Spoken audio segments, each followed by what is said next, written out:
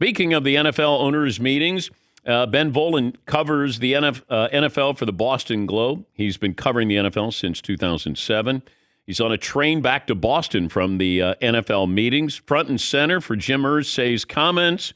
And Ben joins us now. Ben, how would you sum up the NFL owners' meetings?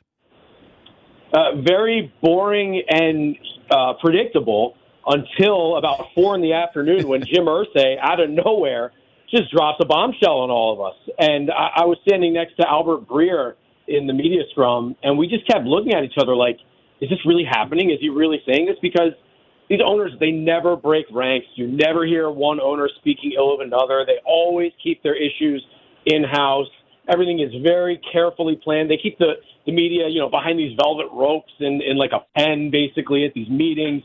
And they have Goodell and NFL people give press conferences so they can let the owners, sneak out the side door. Like, everything is very carefully crafted. So for Irsay to go kind of off script and to rip Daniel Snyder and to say that, yeah, we probably need to vote this guy out, that was shocking. And that certainly made all of our stories yesterday. All right, let me let people in on what happened. Here's the question to Jim Irsay, the Colts owner, on possibly having Dan Snyder sell his team. You said that Dan Snyder should get removed. Should the Snyder family sell? I said he should. There's consideration that he should be removed. We have to complete the investigation. But to me, it's something that I think serious consideration has to be given to the removal, and we have complete authority to do that. Of him or just the family, period? I think, in general, of him being removed and selling the franchise. Those are pretty strong words there, and you're right, Ben. This is the first time I can ever remember something like this happening where, one owner turns on another owner. But I guess I'm curious, what's Jim Irsay doing here? Why do you think he broke ranks? I think he broke ranks because he's a lifer in the NFL. His family bought the team 50 years ago, so he has grown up in the NFL. He's 62 years old now. And for some of these older families, the Rooneys, the Irsays, the Maras, the NFL is their identity. It just means more to them. And Irsay said that the things that have gone on in the Washington football team for the last 2 decades are reprehensible and do not reflect the values of the NFL. And I think what Irsay said yesterday was 100% right. I think the surprising thing was just that he broke ranks. And Roger Goodell, he basically said good. He basically told the other owners to zip it. We don't need to be talking until we get this report. And that's as close as you'll ever hear to Goodell admonishing one of his 32 bosses. So I think NFL legal department probably wasn't thrilled to see Irsay talking because that could complicate things if and when Dan Snyder ends up suing the league. But I think Irsay is just really, had his wits' end with Snyder and all the bad news that he's brought to the NFL. And by speaking out yesterday, I think he amps up the pressure on the fellow owners to kind of do the right thing and to ultimately vote Dan Snyder out. But I don't know if the commissioner's been asked this. He said before in front of Congress, hey, I don't have the power to be able to do this. I just want to ask him, what is the process to get started here? How does it start? And could you start it? Could Jim Irsay have started it yesterday? I don't know if you have the answer to it, but that's what I would want to know from the commissioner. So I think all it takes is 32 of the 32 men sitting around in a room and deciding, hey, do we want to bring this to a vote? Jim Irsay, I guess, could have brought it to a vote yesterday, but Roger Goodell, I think, smartly has convinced the other 30 owners we don't need to be taking any action here until we get the report back from Mary Jo White. They want the facts. They want the legal document behind them as their hammer whenever they do decide. So I think all it takes is just at one of these league meetings, whether it's the But December how do you do meeting that, Ben, if Daniel Snyder is in the meeting and you go, hey, new business? Yeah, we'd like to get rid of Dan Snyder. All in favor, say hi. Well, I mean, they've done it before where they ask, when they're talking about someone, they ask him to leave the room. So I imagine okay. It would have to be Tanya Snyder, his wife, who's representing him. She would have to leave the room, and they'd have to everyone put your head on your desk and thumbs up, thumbs down. You had a little get together with Robert Kraft and Jerry Jones. What was that about? So apparently Jerry is once again waging a little bit of a battle against Roger Goodell and his compensation. I guess Jerry just wants Roger to earn it as opposed to just being handed big fat stacks of money.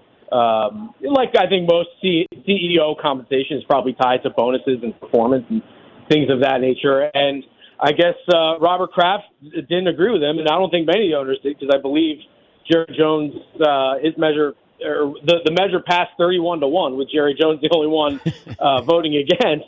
But Robert, I guess, told Jerry that he was wrong, and Jerry told Robert to shut the bleep up, and using very, very colorful language. And that's a reporting from ESPN Seth Wickersham, who always does such a tremendous job at these owners' meetings. So I believe Robert Kraft then said, excuse me, because usually you don't hear such forceful, salty language directed at billionaires before. And I think he cleaned up his language and said, well, don't mess with me. I think he cleaned it up the second time, realizing he perhaps overstepped his boundaries. So never a dull moment when these billionaires get together in a room.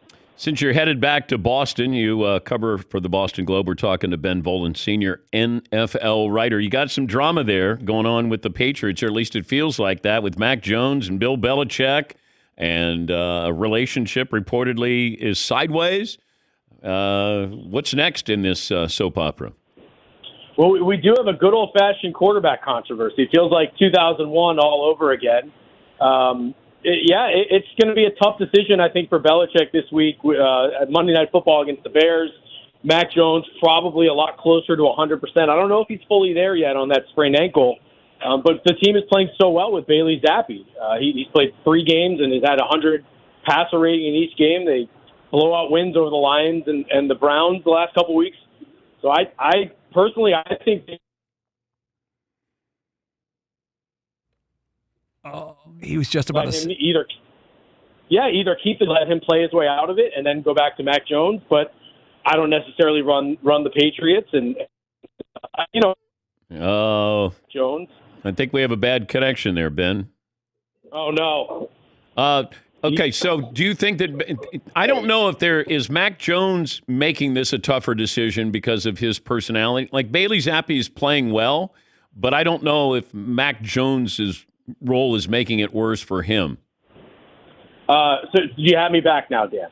Yes. All right, great. There's been a lot of smoke right now that just since training camp that Mac Jones and the coaching staff haven't always seen eye to eye. That Mac was, wondering why that everyone, was very curious about. Matt Patricia and Joe Judge, 2 guys who have never coached on the offensive side of the ball, never been coordinators before. Mac had lifted an eyebrow. Is this the best setup for me? And then obviously the first few games of the season, he really, really didn't play well and threw a bunch of interceptions. And all of a sudden Bailey Zappi comes in and he's a rookie 4th-round pick, Mr. Yes, sir, no, sir, and the team is playing really well. So there is, some smoke right now that Mac Jones and the coaching staff haven't always seen eye to eye. And like I said, I think we'll truly see how Belichick feels about Mac Jones, I think, this week. Because if Mac Jones is his guy and he loves his guy, then he's going to play him against the Bears. But if there are some questions about whether, he can play on the ankle and whether he's truly our set franchise quarterback, then I think they're probably going to go with Zappi again, and that will only amp up, I think, the quarterback controversy. Whether Mac plays this week, I think, will be very telling about how Belichick feels about him. Ben, thanks for joining us. Safe travels back. We appreciate your time. All right, thanks a lot, guys. That's Ben Volin, senior NFL writer of the Boston Globe.